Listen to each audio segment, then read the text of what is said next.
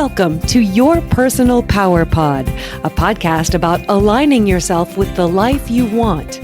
And here are your hosts, Sandy Abel and Shannon Young.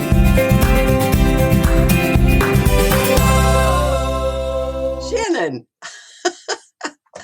it's so good to talk to you. Hey, Sandy, how are you? Well, I'm frustrated. We've just been having some very weird technical difficulties, which happens a lot. But we are here now and it's working. So we're here for you, our listeners. And just one note, if you hear snoring in the background, that is not a technical difficulty. That is dogs. There are dogs right here with me who could be snoring shortly. You might have heard that on a previous podcast Yes, as well. we're sorry. We apologize. But it's just part of who we are. And what we do and how we do it. Yep. So today we're talking about comparing. And Yes. Shannon, you were talking about your dogs and how fuzzy one of them is. Man, we've had two dogs for a long time. Both of them they're large dogs, over 60 pounds, but they both are short hair. And then we got a third pup who is also 60 pounds, but he's a German Shepherd. And he has so much fur. There is so much fur in our house. And this is new to me. I've never had a long-haired dog.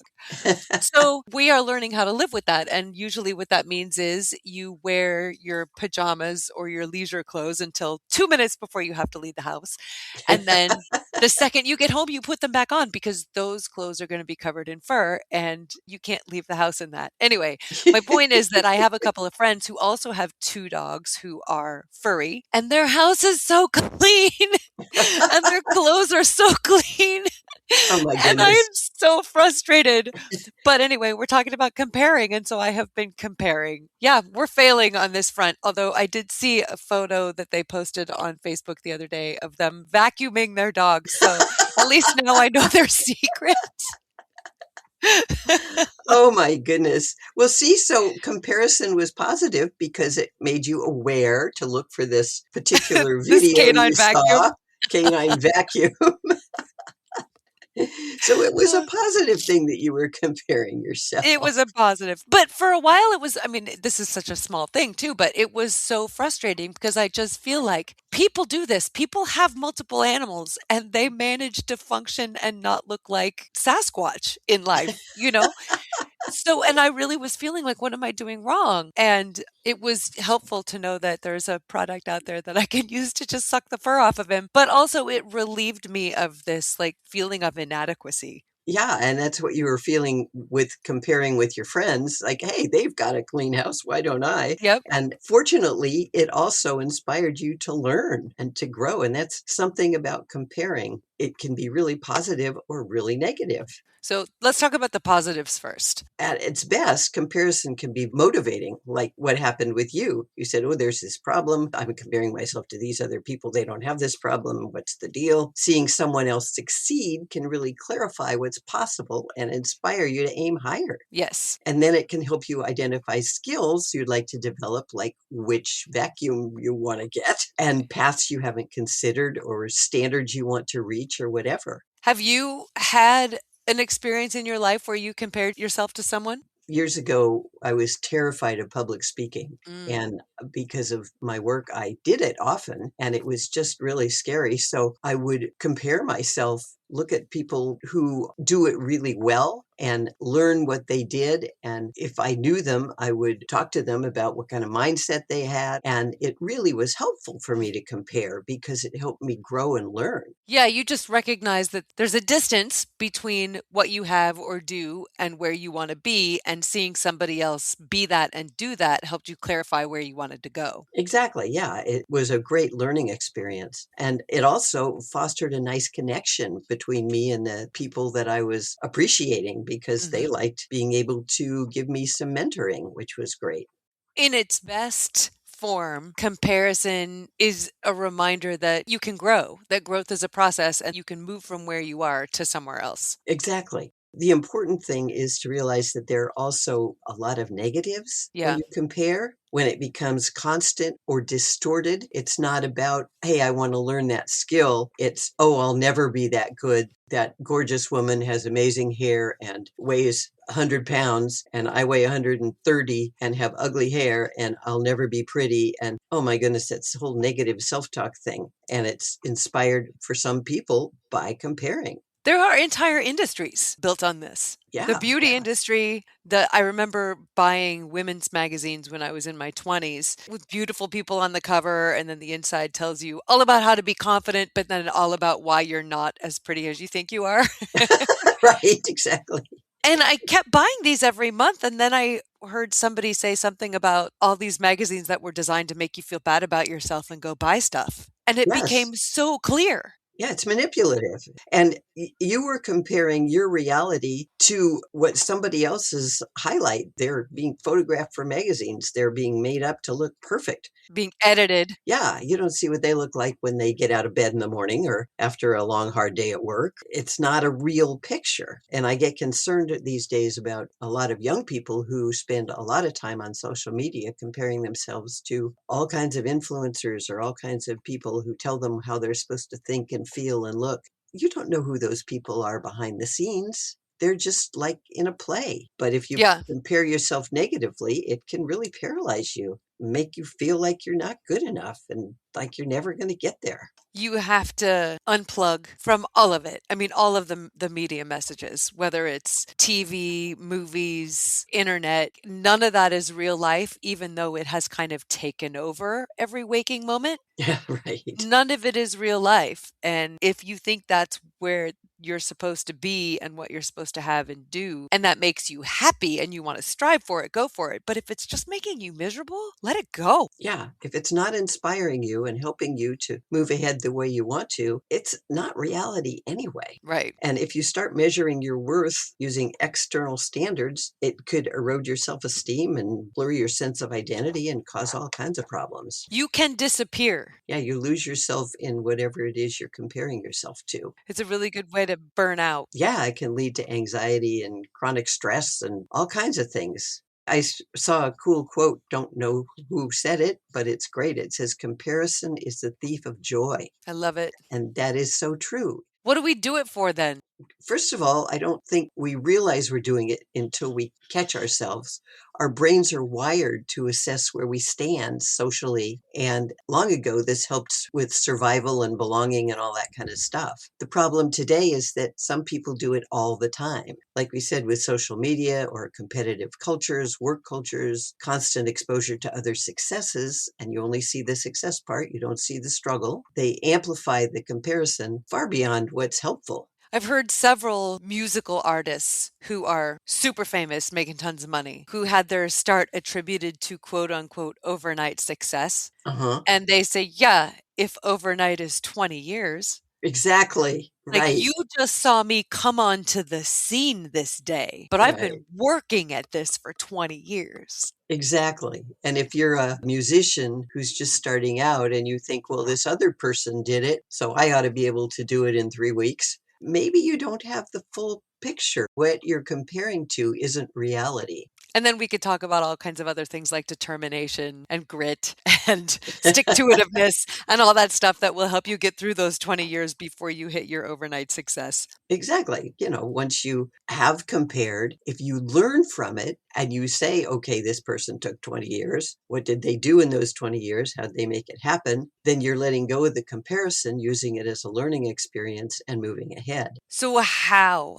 I think the getting out of the comparing and turning it into movement is where some people get stuck. Absolutely. I think the first thing is to clarify your own values, look at yourself, look at who you are, and know what matters most to you. Because then that makes it so what other people say is important doesn't hold any power for you. Right. For some people, making bazillions of dollars is their whole life goal. For other people, that's a nice thing, and it's important to be able to have food, clothing, and shelter. But Mhm. their life goals are to help other people or to find the love of their life, raise a beautiful family. And it's important to get clear on who you are and what you want, because success looks different depending on your goals and priorities and circumstances. I remember one time after a Rotary meeting, a fellow Rotarian came up to me and was complimenting me on my work as a news anchor. It was very sweet, actually. But what he said was, "You're not traditionally beautiful." And I was like, "Thanks." Oh, yeah. Oh, yay.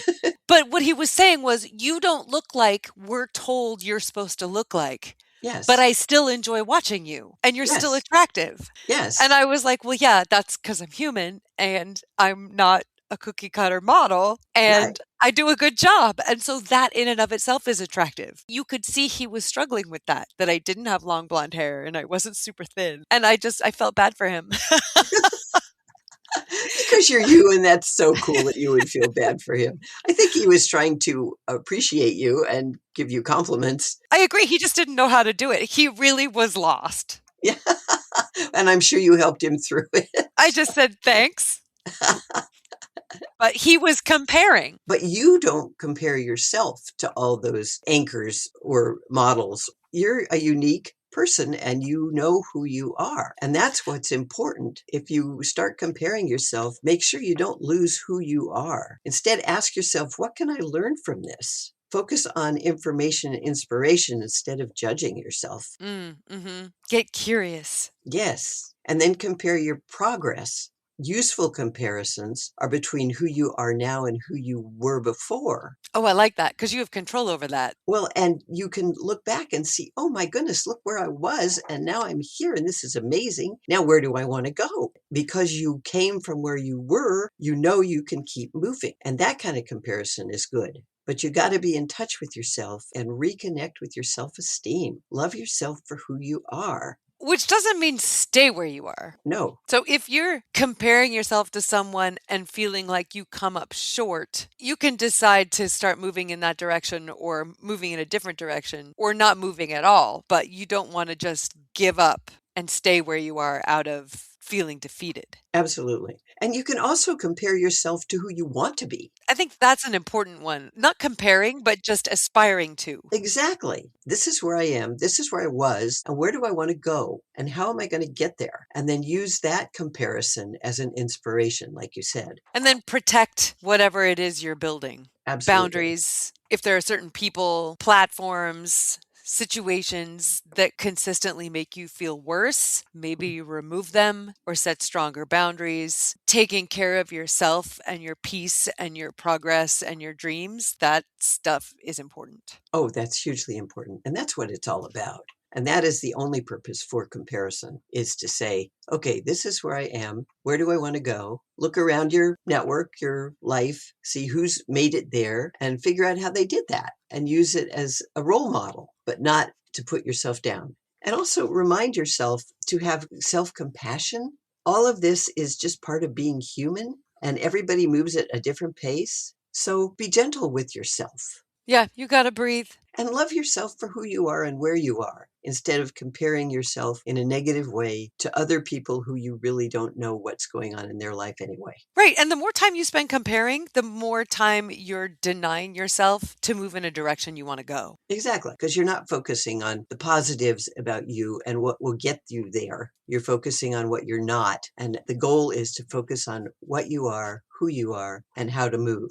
So the bottom line is, when you compare yourself to others, it can either sharpen or sabotage your growth. Used wisely, it can inspire, motivate, and inform you. Used carelessly, it can drain your confidence and joy. The difference lies in awareness and intention. By learning to notice when comparison helps and when it harms, you can direct your focus to what really matters and build a life that fits for you, not one that measures up to someone else's. Thank you, Mama. Thank you, Shani, and I am so proud of you because you are you, and you are an amazing woman with so many skills and talents and the biggest heart I've ever known. Well, thank you for being my mama and being my role model and seeing me and letting me be me. Biggest joy in my life. Thank you. I'm sorry we always lapse into sap at the end of our podcast. Sorry, folks. We like each other. Although at some point we might do an episode about times when things weren't quite so smooth.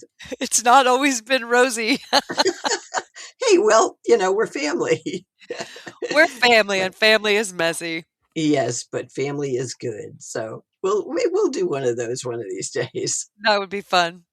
In the meantime, please talk to us. We want to know about self-esteem and personal power and what you've done in your life to build them up, or if you've ever needed to. If you haven't, we'd love to know how it is that you just are that well adjusted. We want to know about the topics that you want to hear about in future episodes. And it would be awesome if you wanted to review our podcast. So you can do that wherever you stream. You can text us from wherever you stream. And you can also just visit our website, yourpersonalpowerpod.com, click contact and drop us an email. And if you want to talk to us directly and learn about coaching and how it can change your life, get in touch with Sandy at insidejobscoach.com. We look forward to hearing from you. And until next time, find your power and change your life.